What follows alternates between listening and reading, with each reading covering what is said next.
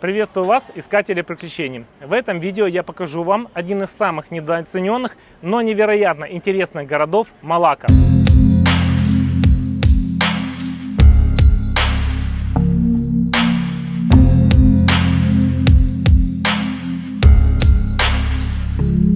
Здесь уникальным образом скрестились две противоположные культуры – китайская и малайская, создав свою уникальную культуру, присущую только лишь этому городу под названием Баба-Ньонья.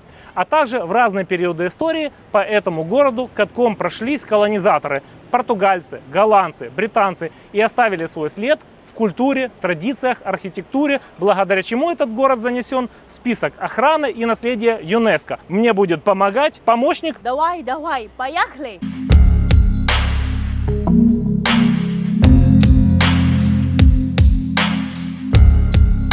Я нахожусь на международной автобусной станции Куала-Лумпур под названием Берпесаду Селатан. Отсюда я отправляюсь в город Малакка на автобусе. Стоимость 12 рингит. Билеты я покупал в кассе. Мне лень было покупать онлайн. Я 25 минут или 30 стоял в кассе. Поэтому, если бы я знал это заранее, лучше бы я купил онлайн. Поехали, let's go Малакка. Очень интересный автобус. Он обшит такой интересной, яркой, красочной отделкой, что это как будто автобус не для международных рейсов, а для какой-то закрытой пати-вечеринки. Мне очень нравится, ощущения совершенно другие, чем в обычных транспортных автобусах, то есть оно как-то запоминается. И сам материал очень приятный на ощупь. Мы уже прибыли в Малакку и поселились в отеле, но это не просто отель, это китайский культурный центр.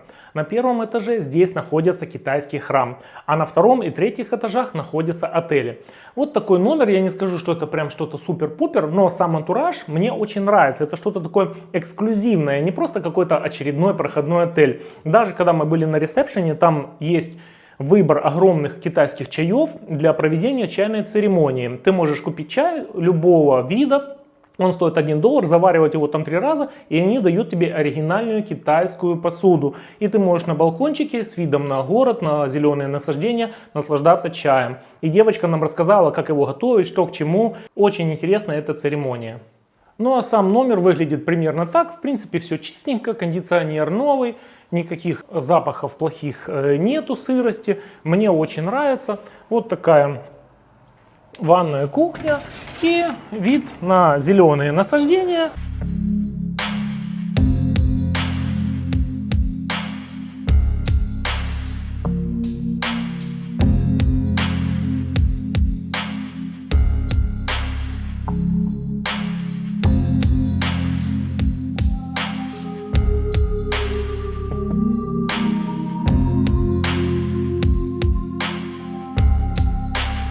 Ну что, мы приехали в центр города, рассматривать какие-то достопримечательности уже довольно поздно, поэтому мы просто прогуляемся по старому городу, посмотрим его кухню, еду, покатаемся на лодочке вдоль реки Малакка.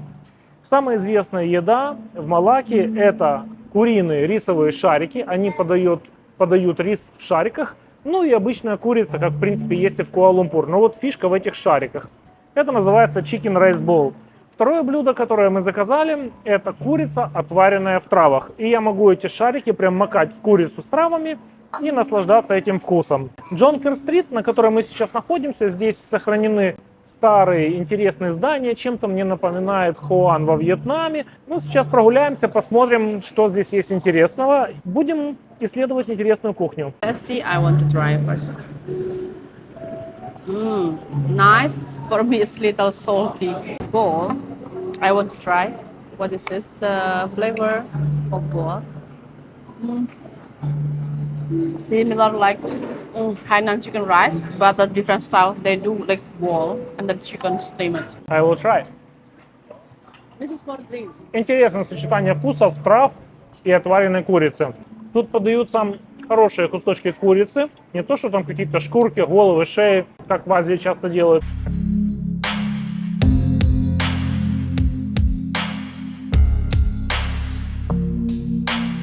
Второе блюдо по популярности в Малакке – это десерт под названием чендал. В данном случае я взял челдон дуриан. Это такое, скажем так, десерт из дуриана, желешек, какого-то кокосового молока и красных бобов. Конечно, штука на любителя. В принципе, я такое и в Куала-Лумпуре видел, но здесь этот десерт превозносят, как будто это что-то мега уникальное. Дуриан качественный. Молочко тоже хорошее, не пересахаренное. И сейчас попробую желешку. Классная штука. Что-то типа между мороженым и непонятно чем.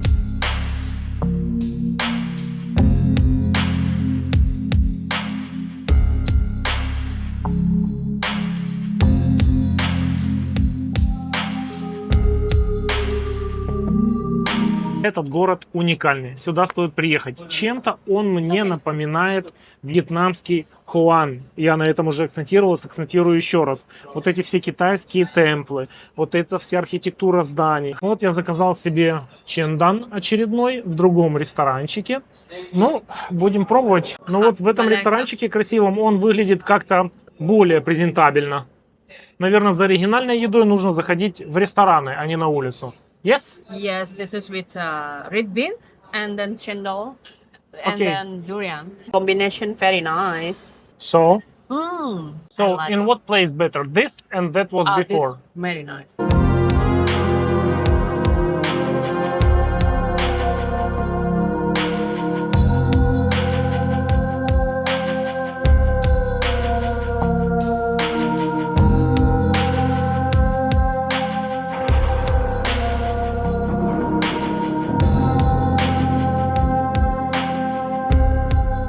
Ali Indonesia, original from Ukraine! Ukraine. Yakuyo, Ukraine.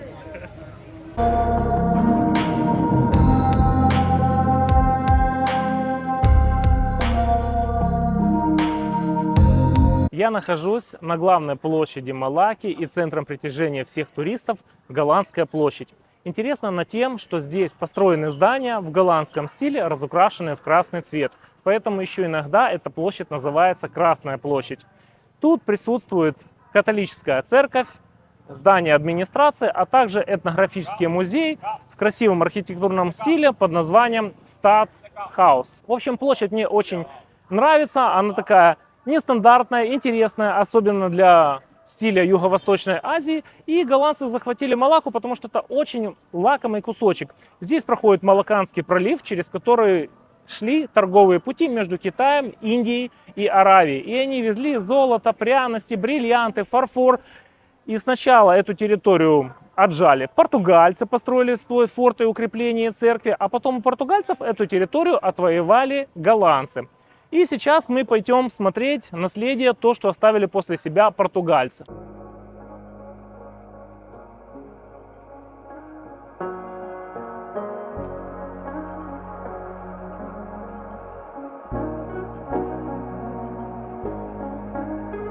Я нахожусь в развалинах собора Святого Павла, который построили португальцы в 1500 году, захватив Малаку и сделав своей торговой колонией этот город. Они установили торговые пошлины и монополию на прохождение судов через Малаканский пролив.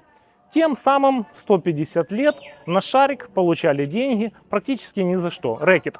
Также они построили форт для того, чтобы укрепить свое владение оборонительное под названием Ла Фамоса, который мы сейчас посмотрим. Но собор так внушает уверенность, что капитальное строительство здесь было серьезное. Такие сооружения построить нужны большие денежные вливания, особенно в 1500 году. Правление португальцев вызвало большое недовольство местных султанов и местной элиты, потому что они, по сути, ничего не привносили, никаких технологий, никаких инвестиций, никакого там строительства, просто взимали пошлину за монопольную торговлю прохождения судов. И при поддержке местного населения, приблизительно в 1640 году, голландцы отвоевали этот лакомый кусочек на Малаканском проливе у португальцев.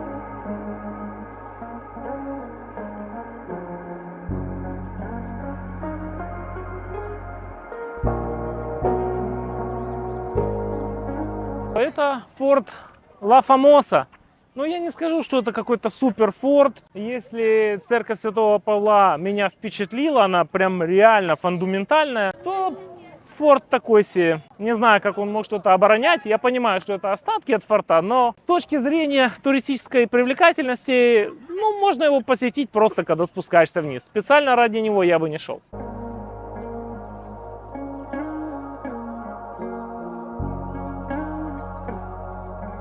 Мы находимся в уникальном ресторане аутентичной перанаканской кухни. Культура Перанакан – это культура, которая еще называется Баба-Ньоня, присущая сугубо Малакке и некоторым частично городам, таким как Сингапур и Пенанг. В 15-16 веке китайцы прибыли в Малайзию, в основном в Малакку, и женились на местных малакканских девушках. И образовался интересный микс культуры, который отобразился в еде, в традициях, в религии и даже в языке. Они смешивали малазийские специи и травы с китайскими блюдами. Исповедовали они в основном конфуцианство китайское, а также в быту полностью смешалась эта культура как в одежде, так и в мировоззренческих взглядах. В Малакке даже есть дом-музей Баба-Ньоня, который я, соответственно, хочу посетить. Но даже язык смешался, и смесь китайского и малайского называется теперь китайский с диалектом Хокьян. This is a chicken pontac. It is flavor is from mushroom, and then little herb I feeling, and then this is with potato. They cook slow cooking, then smell so nice, and then good. Okay, next. This is like them ulam bendi. Ulam bendi from okra. Okra, boiled okra, and it puts like sour. Little sour, bitterly sweet and spicy, and little shrimp. It's nice. That's it. I like it. What is this?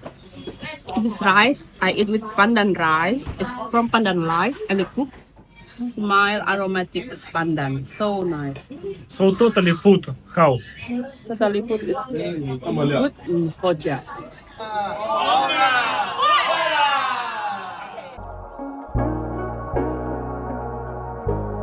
We have been tried many durian, Musang King background, and now is this durian D88.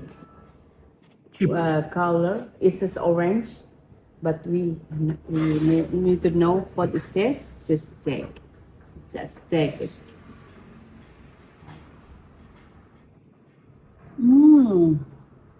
This is very strong.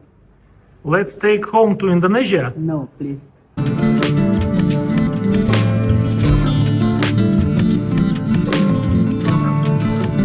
Позади меня находится красивейшая мечеть под названием Масджид Селат Малакка, или дословно мечеть на воде на проливе Малакка. Здесь находится Малакканский пролив, за который колониальные державы, такие как Португалия, Нидерланды и Англия, боролись 500 лет. Мечеть была построена в 2006 году и сочетает в себе малаккский стиль и восточный стиль. Очень красиво смотрится на воде. Здесь прогуливаются на лодочках множество туристов, а также точка фотографирования тысячи шумных китайцев. Шумят они, очень сильно мешают мне разговаривать в микрофон. Но что поделать, всегда так бывает в людных местах. Поэтому я люблю места поменьше туристов, горы, пещеры, каньоны. Но хочу вам сказать, что архитектура интересная, и концепция мечети, именно ориентированная на воде, на искусственном острове, на искусственных сваях, добавляет ей классного антуража. Естественно, и сейчас я вижу сваи, и оно не настолько красиво, но когда идет прилив, получается, что мечеть на своем уровне как будто становится на воде. Но можете себе вообразить, как это будет. И тогда она действительно смотрится во всей красе. Особенно она красиво подсвечивается ночью.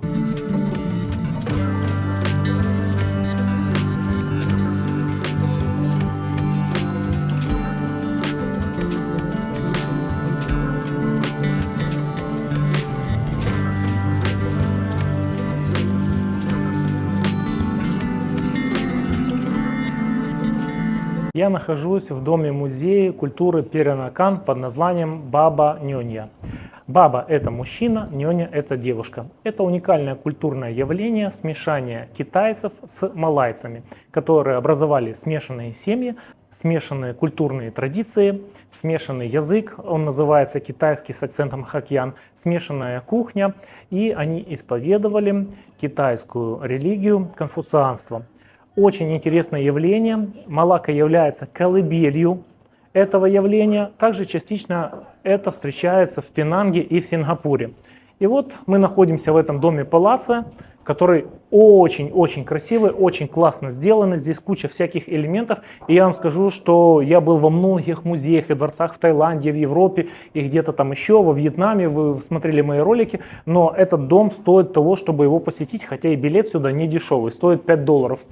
Но здесь еще есть музей мореплавства, который сделан типа прототип настоящего корабля, который бороздил просторы океанов и занимался торговлей. Вот этот музей, что-то у меня на него, мне не захотелось туда идти, мне это кажется какой-то такой детский фейк, и я туда не пошел. Я просто полетал на дроне вокруг этого музея корабля мореплавства. Хотя, когда я готовился к этому видео, я читал, что в принципе люди его посещают и довольны. Поэтому, если вам интересно, я указываю эту точку, музей мореплавства, можете его посетить.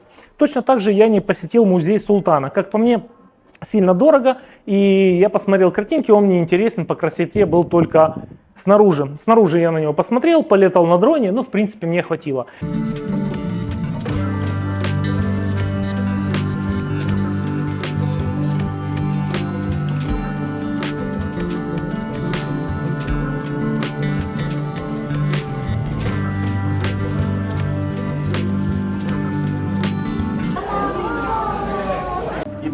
Путешествие началось. В принципе, все красиво, неплохо. Если бы они еще вместо болтовни непонятно кого включили какую-то релаксовую музыку. А так кто-то вот болтает. Что он болтает? Зачем мне его болтовня? Я не понимаю. Неужели нельзя просто включить классику какую-то? О, вот это здание такое. Видно, что там движуха. А сейчас будем подъезжать под мост.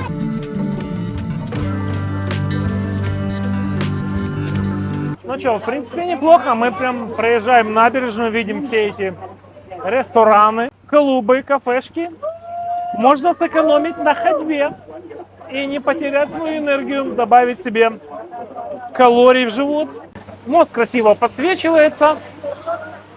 Но пока что я не восхищен. А больше всего меня пока восхищают вот эти туристы, которые со мной едут. Они так кричат, как будто сидели 10 лет в офисе и наконец-то вышли на свободу. Они вот как-то разукрасили. Мне уже надоело.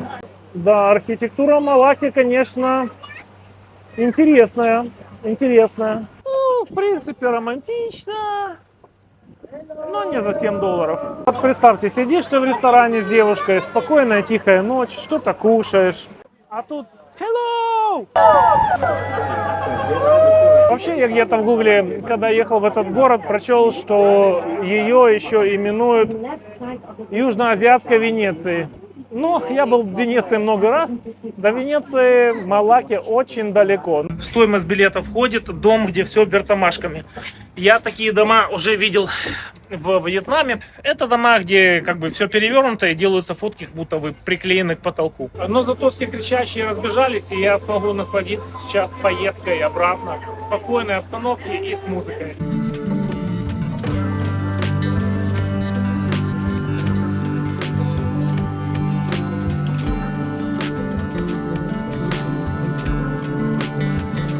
Сегодня пятница, и я вышел на Джонкер-стрит, когда он оживился максимально.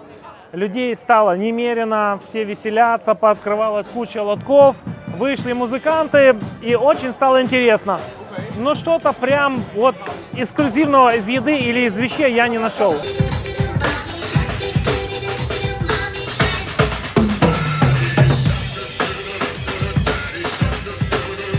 Зато мне повезло. Сейчас скоро будет китайский Новый год, называется Lunar New Year.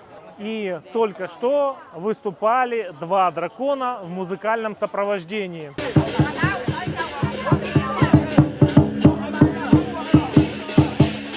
знаю, было шумно, по ушам ударило, но я вам скажу, эти музыканты так кайфовали от того, что они громыхали, просто громыхали.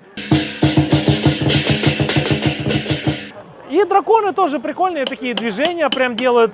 То есть мы посмотрели такое еще и китайские выступления китайского Нового года, традиционное. В целом атмосфера намного круче, когда я приехал. Как я сказал, много людей. Ну и помимо того, что все рестораны пооткрывались и даже повыставляли столики и стульчики на улицу. То есть улицы перекрыты, машины не ездят. И тут прям стало приятно гулять. Уличная еда, как я и сказал, я бы не сказал что-то супер классное. Но вот атмосфера веселья, радости, угара присутствует. Поэтому если ехать в Малакку и полностью ощутить ее колорит, это только в пятницу-субботу, чтобы эта улица была загружена на 100%. Короче, я только что узнал от китайцев, что дракон в их мифической культуре означает удача и процветание. И танец драконов под Новый год. Hello! Thank you! И танец драконов под Новый год отпугивает злых духов, чтобы в новом году было много денег, много удачи и много процветания. И эти громкие барабаны и тарелки музыкальные, которые шумят неразборчиво, безритмично, просто чтобы создать максимально шум, максимально громыхание, они бьют по этим барабанам, чтобы отпугнуть злых духов и привлечь хорошую энергию ци.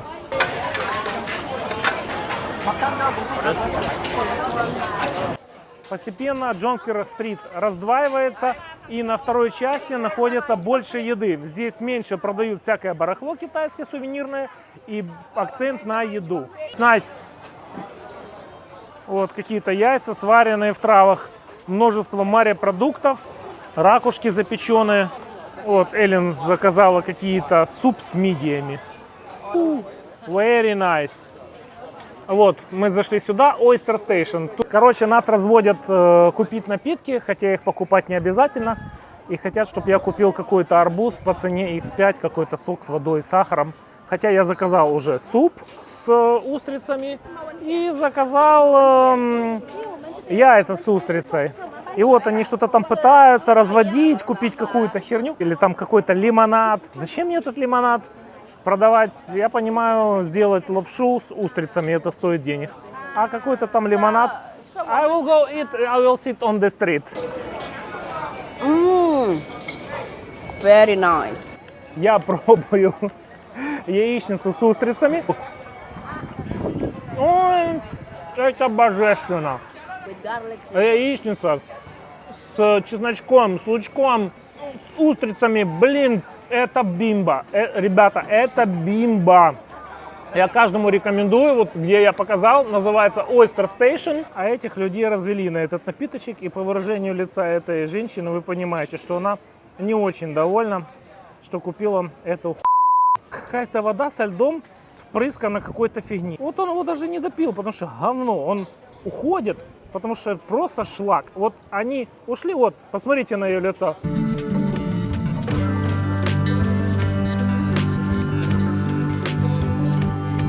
В итоге мы сели и нормально едим. Они поняли, что мы не ведемся на эту хуйню. И отъебались.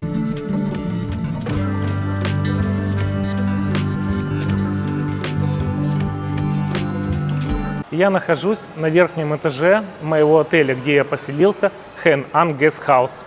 На третьем этаже тут находится вот такая великолепная китайская, ну не церковь, наверное, храм. И он очень прям мега-мега красивый. Во многие такие места люди едут специально, покупают билеты, а здесь я просто заселился в отель и наслаждаюсь вот этой всей красотой и атмосферой. Утром здесь проходили какие-то обряды, поэтому я рекомендую мой отель. Он хоть и не в центре города, но тут граб стоит недорого, за $1 можно доехать до центра. Красивейшая резка по дереву, мифические фигуры, такие как драконы.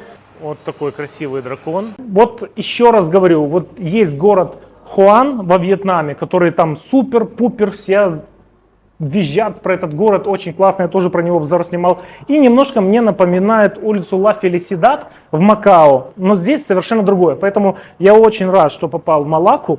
Это действительно нечто не похожее на всю остальную Малайзию. Я не находил похожего ни в Куала-Лумпур и даже в Пенанге, который чуть-чуть близко, но совсем другое.